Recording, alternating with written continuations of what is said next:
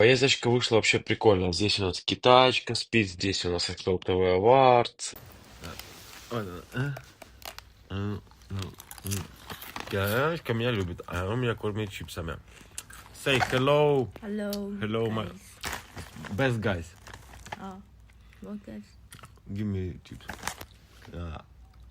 Узнавать лишнего. Это хорошая китаяночка. Блин, дайте огня. Это не та сука конченая, которую я прокинул на 150. Есть нормальные девчонки в Китае.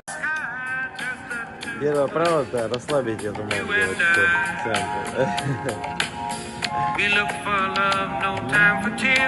То есть мы ее расслабляем. Это Зевс Киберскул 18+. Да? Да. Просто, ребят, почему девушка это... Смотри, как... Hello. Hello. Kiss me. Вот. Почему она меня так любит? Я ей показал телеграм, она увидела вас, посмотрела профиль и сказала, бля, это хорошие ребята. Все, точка. Больше... Хотел больше сказать, но не сегодня. Я вам так скажу. Кто-то в душе. Hey, you here? You here? Окей. Кто-то в душе, это не я. Понимаете, да, что мы ждем, движемся. Hello everyone, and welcome to my channel. I'm your host Lucy. Today's episode covers a story that recently ignited a firestorm on the Chinese internet. A university expelled a female student, not for breaking the law, but for having a one-night stand with a foreign man. Even more disturbingly, they publicly named her in an official expulsion notice.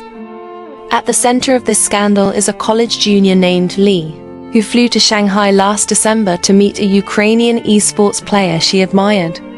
What followed was a consensual encounter, but the man secretly posted their intimate videos online, triggering a wave of online harassment and, eventually, Li's expulsion by her university for damaging national dignity. What should have been a private matter spiraled into public shame, administrative punishment, and social collapse. In today's episode, we'll unpack this event, explore the public backlash, and examine how outdated values and institutional power can turn a young woman's mistake into a life sentence. Let's begin. What really happened?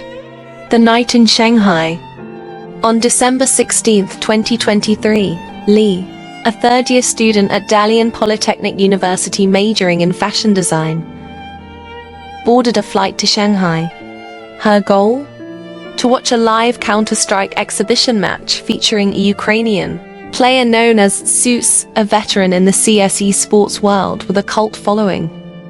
According to reports, Li admired him greatly. She contacted him, they met, had drinks at a bar, and eventually went back to a hotel. During the night, Zeus filmed various moments, them smoking on the balcony, chatting, relaxing together. The videos don't appear to show coercion. Li seemed aware of the camera.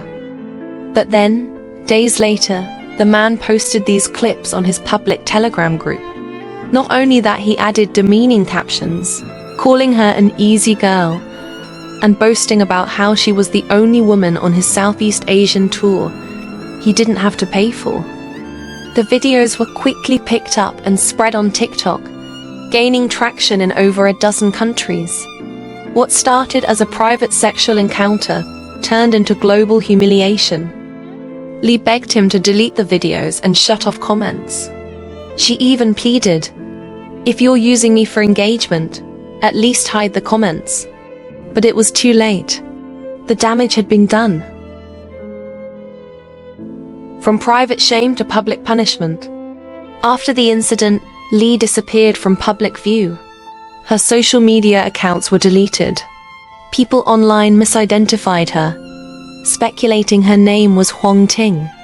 For months there was silence. Then, on July 8, 2024, Dalian Polytechnic University posted a shocking notice on its official website. Li was being expelled for failing to return to school and, more controversially, for engaging in improper relations with a foreign national. thereby dishonoring the nation and the university. And just like that, her full name was made public for the first time via something called a public delivery notice, a legal method used when standard attempts to contact someone have failed. The university justified the decision with two rules: a national student regulation allowing schools to expel students who are unable to complete their studies, a school-specific policy punishing students for improper relationships with foreigners that damage national dignity. What shocked many wasn't just the punishment but the language. Improper relations with foreigners, dishonoring the nation. It felt like stepping back in time. Two sides, two realities. Unsurprisingly, this story split public opinion in two. Camp 1 called her immoral. They said she had a boyfriend and cheated. They said she threw herself at a foreigner, disgraced herself, and got what she deserved. Camp 2 called her a victim.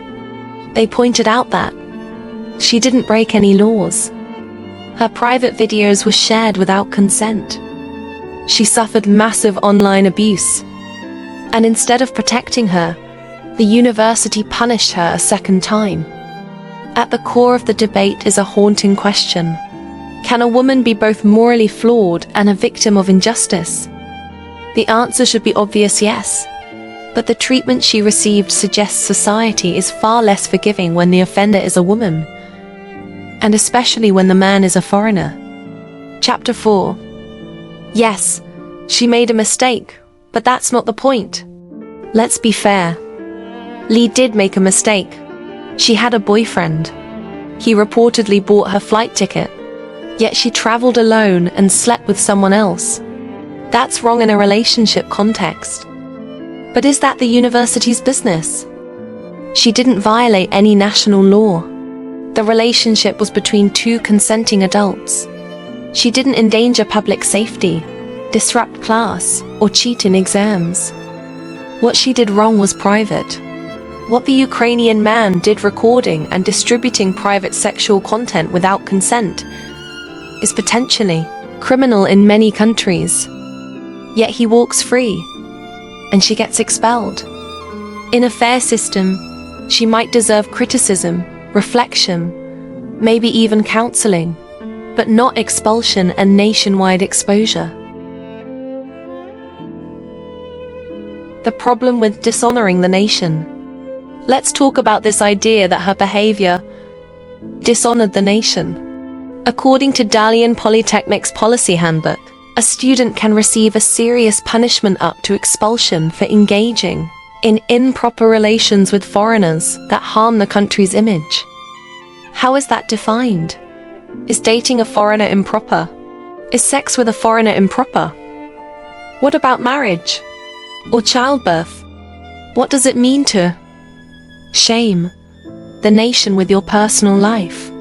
It's an idea rooted not in law, but in an outdated morality where a woman's body is seen as a national symbol. In fact, the same policy book gives lesser punishments for more serious misconduct.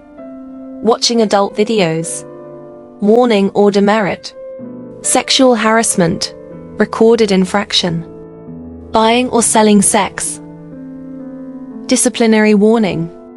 But Lee? She got expelled. So apparently sleeping with a foreigner is worse than breaking the law. Patriarchal nationalism, when a woman's body becomes a battlefield. Let's dive deeper.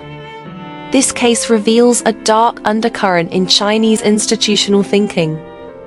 Patriarchal nationalism. Under this logic, a woman's body doesn't belong to herself.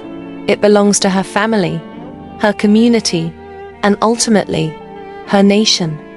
When a Chinese woman sleeps with a foreigner, she is seen as polluting the race, betraying the motherland, or tainting national pride. But when Chinese men pursue foreign women, it's a source of pride. It's conquest.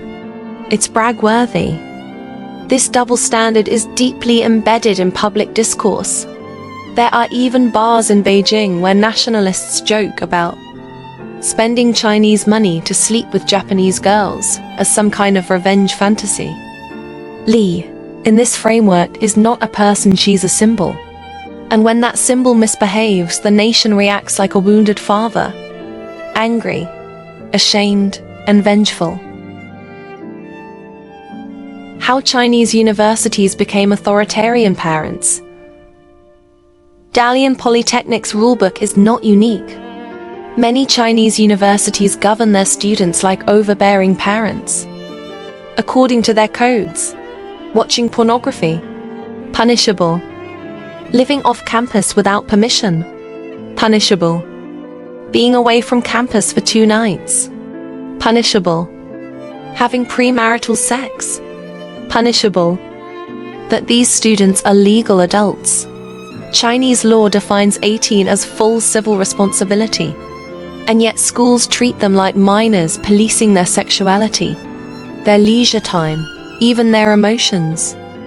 A university's role should be to educate, not control. It should prepare students for society, not delay their maturity. It should offer second chances, not deliver permanent sentences for private mistakes.